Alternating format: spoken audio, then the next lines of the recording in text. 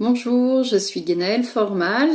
Voilà, en guise de présentation, j'ai pensé à vous faire l'équivalent d'une petite carte d'identité. C'est un peu le sujet puisque je vais passer la certification début décembre. Donc ça représente pour moi comme une sorte d'entraînement. Donc je suis Guénaëlle Formal, j'ai 46 ans, je suis maman de deux grands adolescents qui ont une fille qui a 16 ans et un garçon qui a 20 ans. Et je suis également coach et sophrologue. Je me définis vraiment comme une professionnelle de l'accompagnement. Finalement, quels que soient les rôles que j'occupe, si je peux parler de rôle, que ce soit en tant que maman, en tant que conjointe, en tant que professionnelle de l'accompagnement, je vois vraiment que ce qui me fait vibrer, ce qui m'anime, là où je suis le plus dans mon élément, c'est dans le fait de pouvoir contribuer vis-à-vis de mes enfants, de contribuer à leur autonomie, au fait qu'ils se sentent bien, au fait qu'on ait des bonnes relations en famille, de les faire grandir sur ces sujets-là. De même dans l'ensemble de mes relations et puis encore plus dans le cadre de mon métier, de participer et de contribuer au bien-être des personnes qui croisent mon chemin. Et c'est quand je me suis autorisée à me poser cette question de qu'est-ce qui m'anime, qu'est-ce qui me donne de l'envie, de l'énergie, que progressivement, j'ai pu faire évoluer ma manière de me comporter, mon attitude, le regard que je portais sur mes relations. Ça a vraiment été un déclic à ce moment-là et ça a été aussi à ce moment-là, il y a à peu près 7-8 ans en arrière, que j'ai décidé de me former à un nouveau métier qui serait la sophrologie, puisque j'ai vraiment identifié que c'était une piste de reconversion qui me permettrait d'être dans cet élan de contribution. Donc vous voyez, je me dis qu'il y a déjà quelques années en arrière, je connaissais pas Sens Processus Contenu, mais que j'avais déjà commencé à l'expérimenter. Mon projet aujourd'hui, il est de poursuivre mon activité de sophrologue et d'hypnothérapeute, puisque je fais également de l'hypnose, mais de développer mon activité de coaching. Aujourd'hui, le coaching a plus, je dirais, enrichi ma posture en tant qu'accompagnante et sert finalement mes consultations de sophrologie et d'hypnose. Demain, encore plus, j'aimerais que la sophrologie et l'hypnose se positionnent comme étant des outils au service de mes accompagnements de coaching. Alors j'ai déjà bien entendu eu l'occasion de réaliser quelques coachings depuis le début de cette formation, 3 en l'occurrence, que j'ai mené sur entre 8 aux alentours de 8 séances sur des dirigeants, sur une cadre de santé, puis une personne qui souhaitait se reconvertir. J'ai une structure URL dont les statuts mentionnent l'activité de coaching, donc j'avais un petit peu anticiper ça comme étant une possibilité de développement de mon activité. Et puis je suis en relation depuis quelques semaines avec une personne que j'ai rencontrée qui était une ancienne DRH et qui elle aussi s'est reconvertie. On a un parcours un peu similaire comme naturopathe et elle a gardé une activité de conseil RH pour compléter son activité de naturopathe et a émergé l'idée qu'on pourrait former un partenariat, un cabinet au sein duquel il y aurait 3 types d'activités: le conseil RH, le coaching de dirigeants, d'équipe et d'organisation, et une activité bien-être en entreprise. Nous pourrions toutes les deux contribuer. Je vais vous expliquer maintenant un petit peu comment j'en suis arrivée là.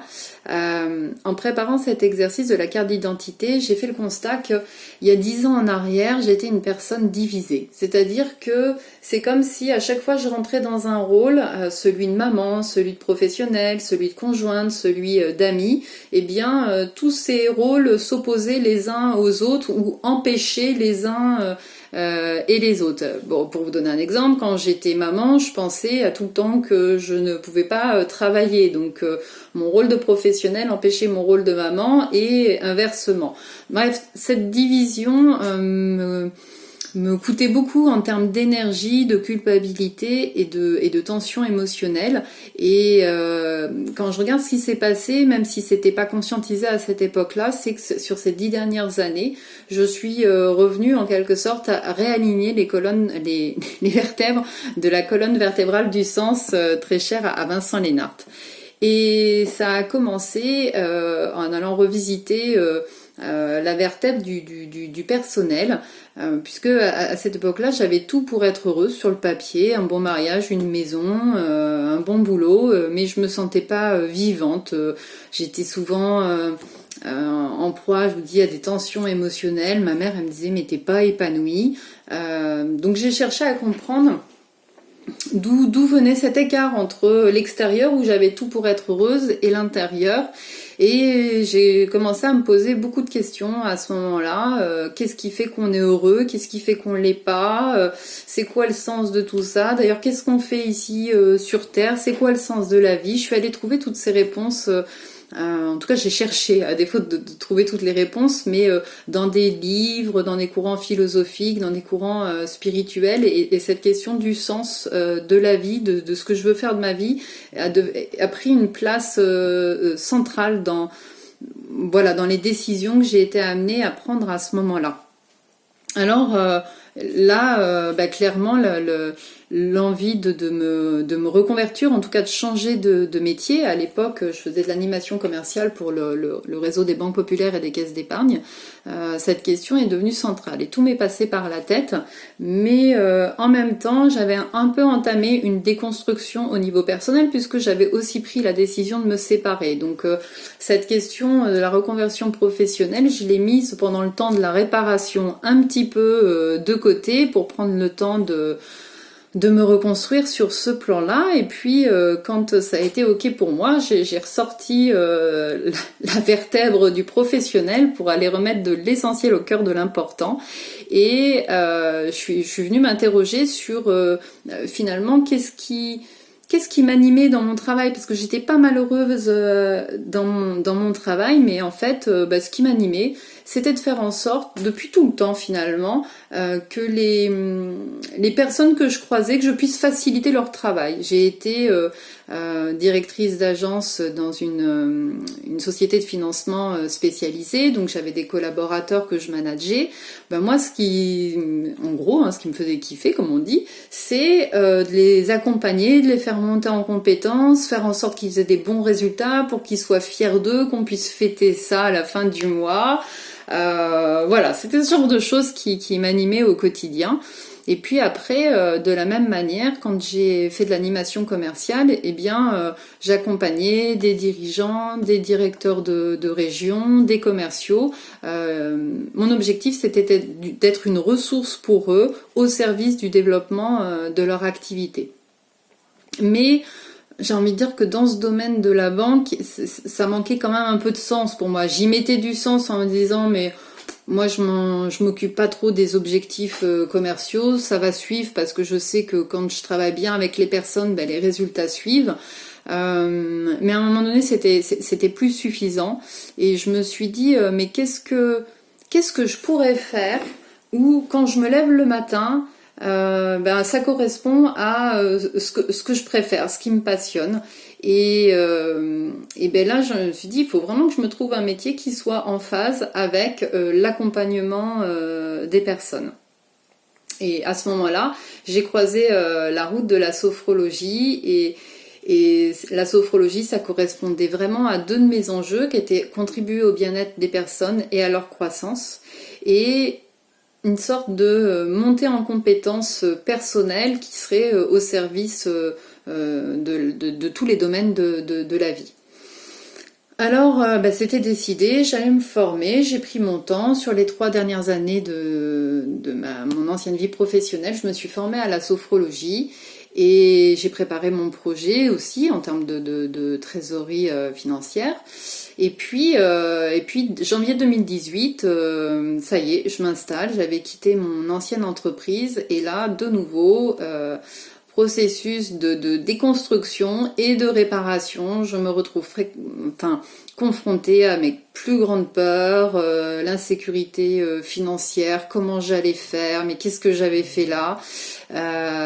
Donc ça a été le moment pour moi de commencer à me faire accompagner ponctuellement dans un premier temps, et puis quand l'idée de JBS a germé, j'ai entrepris une thérapie plus soutenue que j'ai continuée depuis. Donc là aujourd'hui ça fait déjà 2 ans que je vois un thérapeute 2 fois par mois, et ça m'a permis là d'aller travailler sur la vertèbre psychologique, hein, de faire face à mes peurs, de désactiver toutes les injonctions du parent normatif persécuteur qui était très présent, de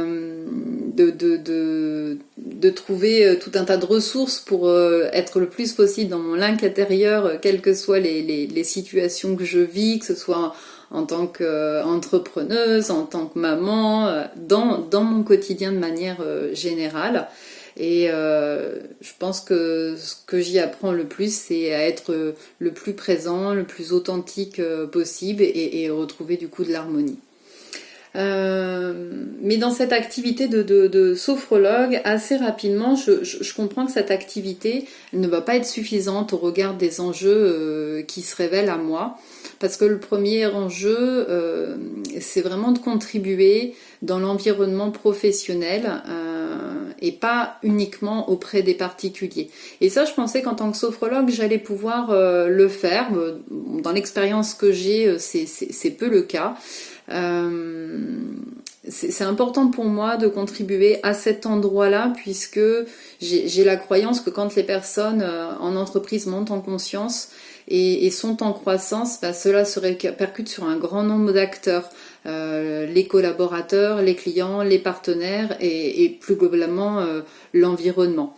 Et puis j'ai aussi un enjeu personnel qui est là plus un enjeu financier, et donc avec ces 2 enjeux, je me suis demandé comment je pourrais plus accompagner dans le milieu des entreprises, et le coaching m'est vraiment apparu comme étant une réponse pertinente. Alors ce qui m'a séduit chez JBS très rapidement, je sors sur le site des différentes écoles et je m'arrête sur JBS. Et puis c'est surtout, je vois qu'il y a une soirée, porte ouverte, donc c'est lors de la soirée découverte, puis derrière du séminaire pilote, que je me sens vraiment alignée avec les valeurs que propose JBS, plus de conscience, plus de cohérence, plus de sens, plus d'interdépendance, mais voilà, je crois même qu'au-delà des mots, j'ai ressenti que j'étais à ma place, que c'est là qu'il fallait que je sois pour faire le chemin que je voulais faire. Et ça, c'est vraiment quelque chose d'intuitif auquel j'ai appris à faire confiance. À chaque fois que j'ai eu ça, que j'ai ressenti ça, je sais que j'ai fait les bons choix dans ma vie. Maintenant, je vous dis que c'est l'adhésion aux valeurs, mais sur le coup, je suis pas sûre d'avoir conscientisé tout ça. Ces 18 mois chez JBS, ils m'ont transformée au travers de la formation, au travers du travail avec le groupe de pairs. Ils m'ont fait des lectures également. Hein. Je dirais que le changement que je perçois le plus, c'est dans ma posture, dans mon activité de sophrologue, dans ma posture d'accompagnement, où j'ai pris conscience que j'étais moins dans une posture de sauveteur, que je détectais les processus parallèles, donc j'avais plus de conscience sur ce qui se jouait dans mes accompagnements, et que en parallèle, je suis plus dans la recherche d'autonomie pour les personnes que j'accompagne. Dans certains cas, même aujourd'hui, les séances de sophrologie laissent place à des séances de coaching, hein, bien sûr en contractualisant avec les personnes qui viennent me consulter. Voilà. Après, la formation, ça a été également un chemin de croissance personnelle en parallèle de la thérapie, qui est venue éclairer des zones d'ombre en fait, qui m'a permis d'explorer des nouveaux comportements, dans le sens plus d'ouverture, plus d'authenticité, expérimenter que j'étais pas en danger finalement quand je faisais preuve de plus d'ouverture et ça je l'ai vraiment vécu, expérimenté et du coup ça a été vraiment un pas que j'ai pu faire. Aujourd'hui, j'ose dire que je suis coach et sophrologue, que j'accompagne les personnes à se réinventer, à réinventer leur fonctionnement, réinventer leurs relations avec les différents acteurs de leur écosystème, réinventer aussi leur communication, ça peut être leur management. Je vois que les personnes qui viennent à moi, globalement, c'est des personnes qui aspirent à plus d'harmonie, plus de confiance en eux, de confiance dans les autres, de confiance soit en leur entreprise, soit en la vie, de manière générale, et plus d'efficience. Et je dirais que le travail que je réalise avec eux, une des premières conséquences positives, c'est de soulager leurs points de souffrance, leurs tensions émotionnelles, retrouver de l'énergie, de l'harmonie, de la créativité aussi, et de pouvoir vraiment réaligner leur action avec ce qui fait sens pour elles. Afin d'exercer ce métier et de respecter la déontologie, j'adhère à deux syndicats, deux organisations, le syndicat des sophrologues professionnels pour la partie sophrologie et puis le MCC pour la partie coaching. Et puis, comme vous le savez, je vais intégrer votre groupe de supervision sur cette fin d'année. Au final, je dirais que ces dernières années ont été pour moi des années de réinvention. Et en me réinventant, je suis devenue plus proche finalement de qui je suis et du coup plus proche aussi des personnes qui sont dans mon écosystème et qu'aujourd'hui, il n'y a plus de séparation. J'ai réalisé que chaque espace de ma vie était l'occasion d'exercer ce qui vit en moi, de contribuer au bien-être, de contribuer à ma propre croissance et à la croissance de ceux qui m'entourent et que la colère, l'agacement, la culpabilité que je vivais il y a quelques années ont vraiment laissé place à plus d'harmonie et de vitalité. Voilà, j'ai très hâte de faire votre connaissance et de vous retrouver de vive voix.